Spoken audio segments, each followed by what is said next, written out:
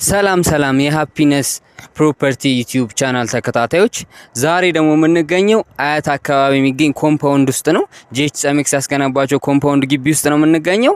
50% በባንክ ኦፕሽን የተመቻቸላቸው ጂ+2 ቤቶችን ነው ማሳያችሁ። ተከተሉኝ።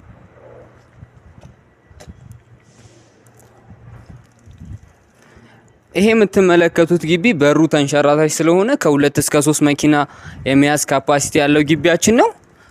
ወደ ውስጥ ደግሞ እየገባን ሁሉንም ክፍሎች ማሳያችሁ ይሆናል። እስከ መጨረሻው ድረስ ተከታተሉን።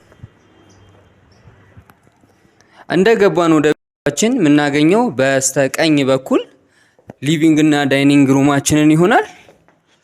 በጣም ብራይት ያለው ክፍል ነው። እንደምትመለከቱት ናቹራል የሆነ ቬንቲሌሽን ይኖረዋል። ሲቀጥል ከዳይኒንጉ ፊት ለፊት ደግሞ በጣም ሰፊ የሆነ ኦፕን ኪችን ይኖራል ማለት ነው።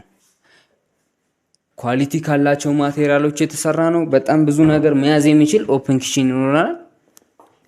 ቀጥሎ ደግሞ እንደ ኮሪደር የምንጠቀምባት አንድ በር አለች። እሷን እንደወጣን ጫፍ ላይ የምናገኘው የእንግዳ ባዝሩም ይኖረናል። ከእንግዳው አጠገብ ደግሞ የእጅ መታጠቢያ ይኖረናል ማለት ነው።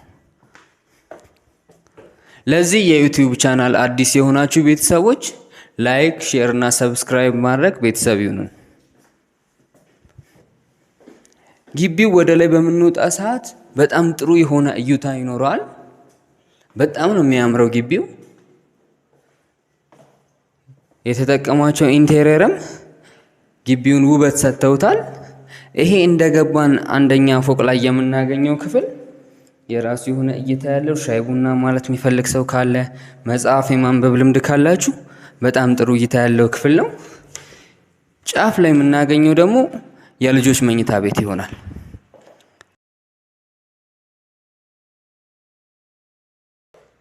ይሄ ልጆች መኝታ ክፍላችን ደግሞ ተፈጥሯዊ የሆነ ብርሃን ያለው በጣም ደስ የሚል ነፋሻ አየር ያለው ክፍል ነው። እንደምትመለከቱት ግቢው ይሄን ይመስላል። ብዙ ነዋሪዎች መኖር የጀመሩበት ግቢ ነው ማለት ነው። አንደኛ ፎቅ ላይ ወደ 3 የሚጠጉ የልጆች መኝታ ክፍል ይኖሩናል። አሁን ቀጣይ ማሳያችሁ ደግሞ ሁለተኛውን የልጆች መኝታ ክፍል ይሆናል ማለት ነው። ሁለተኛው የልጆች መኝታ ክፍልም የራሱ የሆነ ባዝሩም ይኖረዋል። ክፍል ውስጥ በጣም ሰፊ ክፍል ነው። እንደምትመለከቱት የራሱ የሆነ በጣም ትልቅ በረንዳ ይኖረዋል። ስፖርት መስራት የምትፈልጉ ሰዎች ይህንን ክፍል ሪከመንድ አደርጋችኋለሁ ማለት ነው። ቀጣይ ደግሞ የማሳያችሁ የሚሆነው ወደ 3ኛው የልጆች መኝታ ቤት ይሆናል ማለት ነው።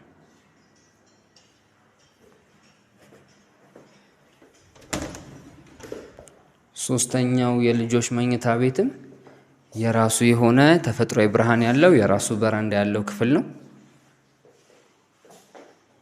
ጫፍ ላይና እዚህ ጋር ላለው መኝታ ክፍላችን ደግሞ የራሱ የሆነ ኮመን ባዝሩም ይኖረናል ማለት ነው። የራሳቸው የሆነ ባስታፕ ይኖራቸዋል። ሚላኖ የጣሊያን ምርት የሆኑ ማሞቂያዎች ተገጥሞላቸዋል። የተጠቀሙባቸውም እቃዎች ብራንድ ያላቸው እቃዎች ናቸው።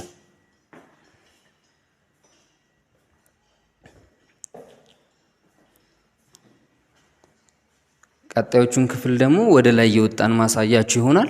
አሁን የማሳያችሁ ክፍል ማስተር ቤድሩም ነው። ማስተር ቤድሩሙ ያለው ለብቻው ነው። የመጨረሻ ሁለተኛው ፍሎር ላይ ለብቻው ይኖረናል ማለት ነው። ከማስተር ቤድሩማችን አጠገብ እንደ ስቶር የምንጠቀምባት አንድ ክፍል ትኖራለች። አንዳንድ እቃዎችን፣ ጫማ ምናምን የመሳሰሉት የምናስቀምጥባት ክፍል ነች። ከሱ ፊት ለፊት ደግሞ በጣም ሰፊ የሆነ ማስተር ቤድሩም እናገኛለን። ማስተር ቤድሩሙ ይሄን ይመስላል። እዚህ ጋር ሆናችሁ በጣም የሚገርም እይታ ያለው ማስተር ቤድሩም ነው።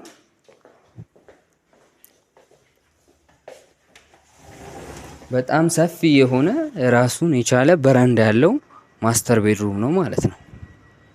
በጣም የሚያምር እይታ ያለው እዚህ ጋር ደግሞ ለተለያየ እንደ ባር እንደ ባንኮኒ ቴስትመንት ፈጥራችሁ ደግሞ የራሳችሁን ፋሚሊ ጊዜ የምታሳልፉበት አነስ ያለች ክፍል አለችው ማለት ነው።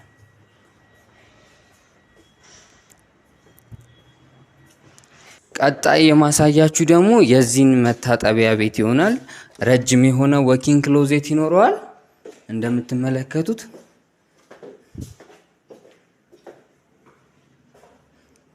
ይሄ ወኪንግ ክሎዜት የራሱ የሆነ ጃኩዚ ይኖረዋል ማለት ነው። በጣም የሚያምር ጃኩዚ ያለው ክፍሉ ይሄን ይመስላል።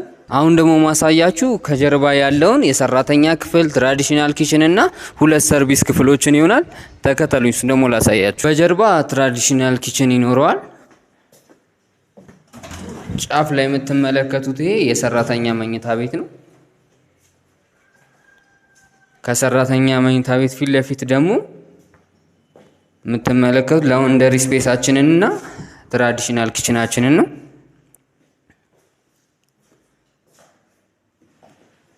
ጫፍ ላይ ደግሞ እንደ ስቶር ይኖረናል። ይህ ስቶራችን ሲሆን ከስቶሩ አጠገብ ደግሞ የሰራተኛ ባዝሩም ይኖራል ማለት ነው። እነዚህ ቤቶች ውሃን በተመለከተ እነዚህ ቤቶች የከርሰ ምድር ውሃን ጨምሮ ስታንድ ባይ የሆነ የውሃ አቅርቦት ይኖራቸዋል። መብራትም የራሳቸው ትራንስፎርመር ስላለ እዚህ ኮምፓውንድ ውስጥ የመቆራረጥ እድሉ እጅግ በጣም ጠባብ ነው ማለት ነው። እነዚህ ቤቶች መግዛት፣ ማየት፣ መጎብኘት የምትፈልጉ ደንበኞቻችን ደግሞ በሁለት አይነት የአከፋፈል ሂደት እነዚህን ቤቶች ለሽያጭ አቅርበናል። አንደኛው የአከፋፈል ሂደታችን 50% ለሚከፍሉ ደንበኞች 50% ከንብ ባንክ ጋር እናመቻችላቸዋለን። ወይም ደግሞ ተናጠል ካርታ ስላላቸው የራሳቸውን ባንክ ማምጣት የሚችሉ ሲሆን ቤቶቻችን አሊያም ደግሞ ካሽ ኦፕሽን ለሚከፍሉ ደንበኞቻችን የተወሰነ ዲስካውንት ይኖረናል ማለት። የነዚህ ቤቶች ዋጋ 47 ሚሊዮን ብር ሲሆን 50% በባንክ 50% በካሽ ደግሞ ተመቻችቶላቸዋል ማለት ነው። እነዚህን ቤቶች ቀርቦ ለመነጋገር ለማየት ስክሪኑ ላይ በምናስቀምጠው ስልክ መደወል ይችላሉ። መልካም ጊዜ ይሁንልዎት።